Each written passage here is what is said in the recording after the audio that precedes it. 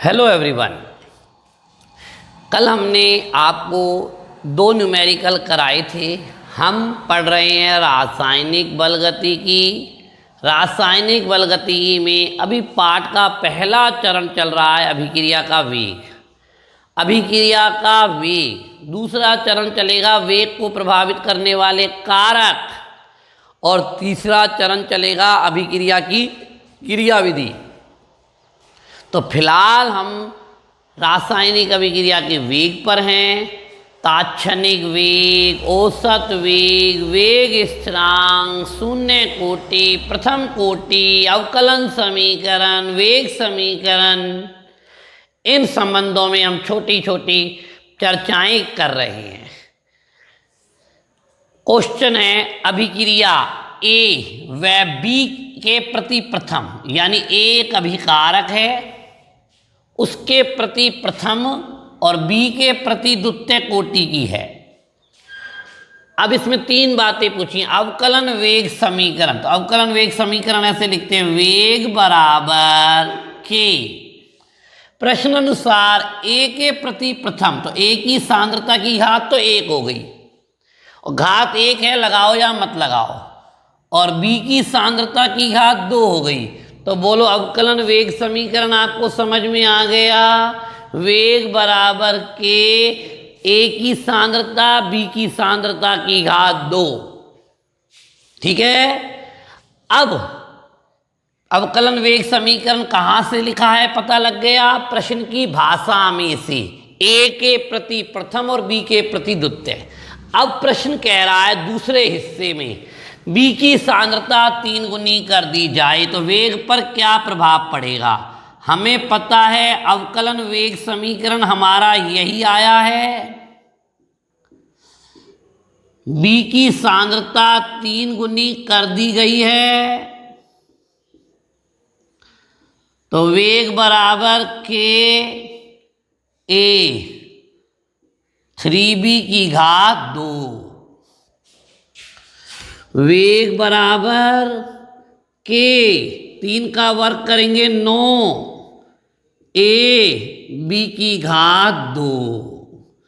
तो पहले वाले वेग और अब वाले वेग में जब तुलना करते हैं तो वेग 9 गुना हो गया ना, अर्थात वेग 9 गुना हो जाएगा। यही प्रश्न में पूछ रहा है जी। आपको समझ आ गया ना बिल्कुल। अवकलन वेग समीकरण में नई स्थिति जमा दी। क्या है नई स्थिति? बी की सांद्रता 3 गुनी कर दी, तो बी की सांद्रता 3b आ गया, 3 का वर्ग करा 9 वेग 9 गुना हो जाएगा। अब हम ए व बी दोनों की सांद्रता दुगनी कर दे तो क्या प्रभाव पड़ेगा।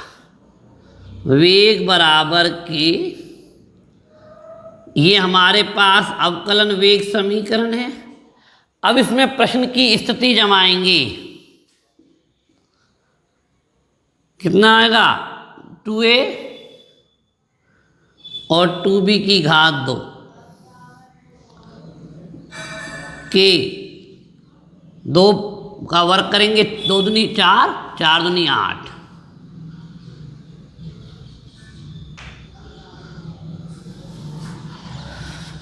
ए का वर्ग करेंगे, बी का वर्ग करेंगे, बी की घात 2, 8 आ गया, अर्थात वेग 8 गुना हो जाएगा।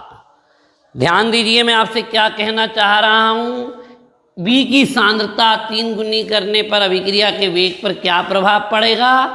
हमने बी की घात 3 रख दी, तो 3 का वर्ग 9 आ गया, वेग 9 गुना हो गया। दोनों की सांद्रता दुगनी करने की बात, तो ए का मान 2 रख दिया, बी का मान 2 भी रख दिया, 2 का वर्ग करेंगे 4 और 2 8, वेग 8 गुना हो जाएगा। एक प्रश्न बहुत छोटा सा सकल मैंने आपको कराया है, जाएगा।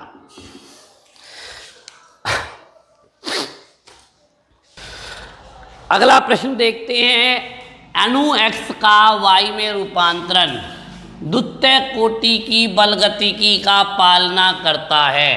ये x है, इसका y में रूपांतरण प्रश्न कह रहा है द्वितीय कोटि वेग बराबर के एक्स की घात 2। मैं नहीं कह रहा, प्रश्न कह रहा है द्वितीय कोटि बलगतिकी की पालना करता है। और वैसे हमें पता है वेग बराबर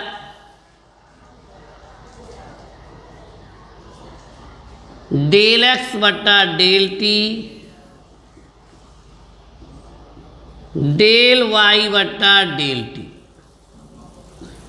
यानी इसके उत्पादन की दर अगर हम y के संदर्भ में पढ़ें तो अभिक्रिया का वेग y के निर्माण का वेग है।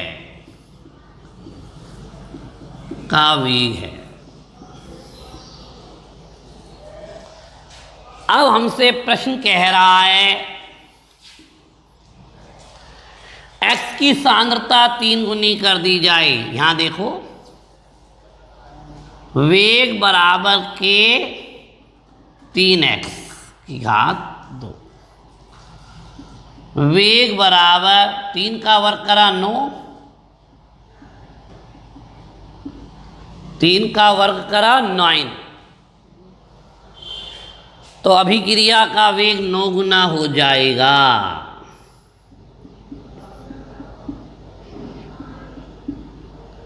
9 गुना हो जाएगा।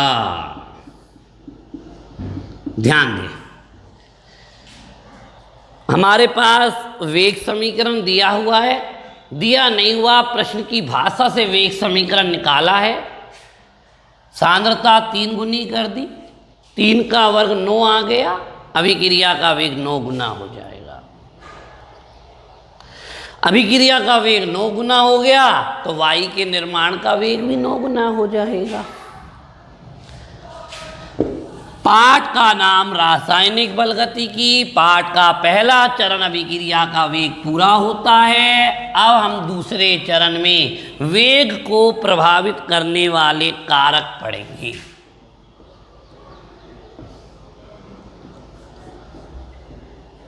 वेग को प्रभावित करने वाले कारक, पहला है अभिकारक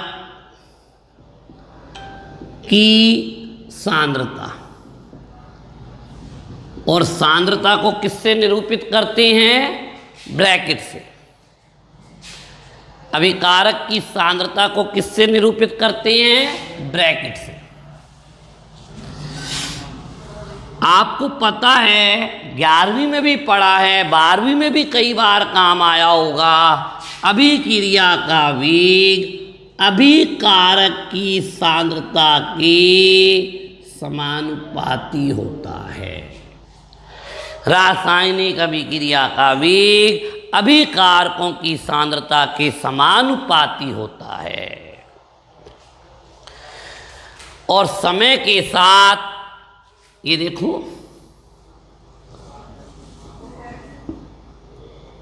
सांद्रता और अगर समय के बीच में आलेख बनाएंगे, अभिकारक की सांद्रता समय के साथ घटती है, अतः अभिक्रिया का वेग भी समय के साथ घटता है। अभिकारक की सांद्रता समय के साथ घटती है, अतः अभिक्रिया का वेग भी समय के साथ घटता है। किसी रासायनिक अभिक्रिया का वेग अभिकारकों की सांद्रता पर निर्भर करता है। एक एक लाइन को समझ लें। वेग को प्रभावित करने वाले कारक चल रहे हैं। पहला कारक है अभिकारकों की सांद्रता। अभिक्रिया का वेग अभिकारकों की सांद्रता पर निर्भर करता है। समय के साथ अभिकारकों की सांद्रता में कमी आती है, अतः अभिक्रिया के वेग में भी कमी आती है।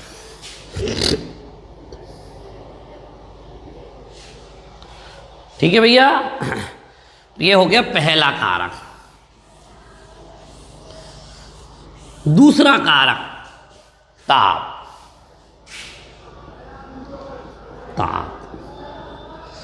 अभिक्रिया दो तरह की होती है, ऊष्मा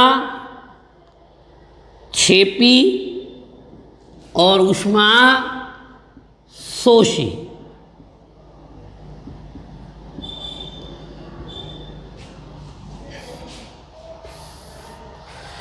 ऊष्मा शोषी अभिक्रियाओं को ताप की जरूरत होती है,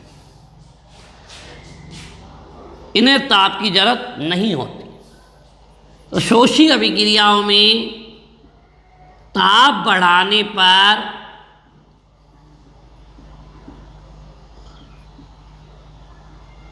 अभिक्रिया का वेग बढ़ जाता है।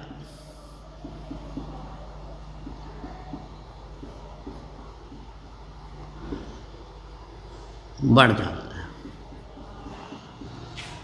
और यहां लिख रहे हैं हम, ताप बढ़ाने पर अभिक्रिया का वेग घट जाता है।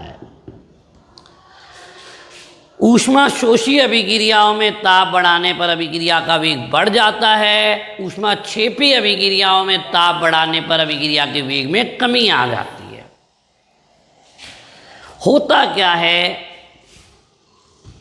ताप बढ़ाने पर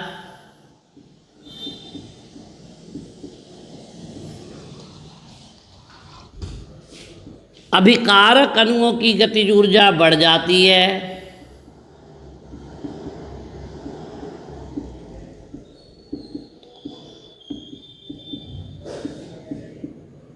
गतिज ऊर्जा बढ़ जाती है, गति बढ़ जाती है, जिससे टक्करों की संख्या में वृद्धि होती है।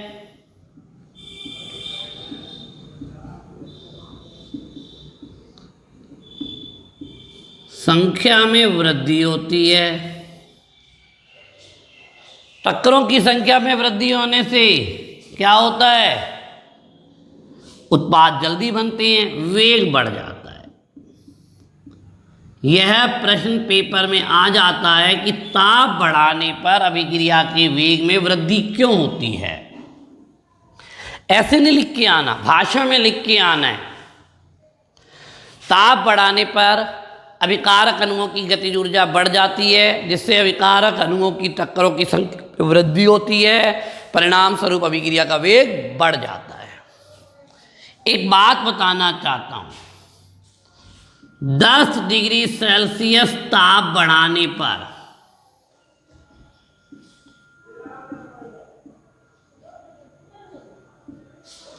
अभिक्रिया का वेग 2 से 3 गुना हो जाता है।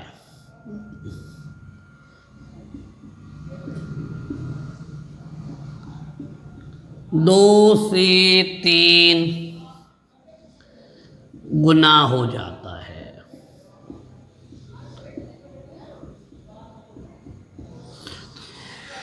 दस डिग्री सेल्सियस ताप बढ़ाने पर अभिक्रिया का वेग 2 से 3 गुना हो जाता है। शुरू से देखिए, पहला कारक था अभिकारक की सांद्रता। पहला कारक था अभिकारकों की सांद्रता। सांद्रता अभिकारकों, अभिक्रिया का वेग अभिकारकों की सांद्रता के समानुपाती होता है। ताप बढ़ाने पर समय के साथ अभिकारकों की सांद्रता में कमी आती है, इसीलिए अभिक्रिया के वेग में भी कमी आती है। दूसरा कारक है ताप। अभिक्रिया प्राय 2 प्रकार की होती है, ऊष्मा क्षेपी, ऊष्मा शोषी। शोषी यानी अवशोषण करती है, इन्हें ऊष्मा की जरूरत है। ताप बढ़ाने पर अभिक्रिया का वेग बढ़ जाता है। क्षेपी, ताप बढ़ाने पर अभिक्रिया का वेग घट जाता है। ताप बढ़ाने पर अभिकारक अणुओं की गतिज ऊर्जा बढ़ जाती है, टक्करों की संख्या में वृद्धि होती है और अभिक्रिया का वेग बढ़ जाता है। और 10 डिग्री सेल्सियस ताप बढ़ाने पर अभिक्रिया का वेग 2 से 3 गुना हो जाता है।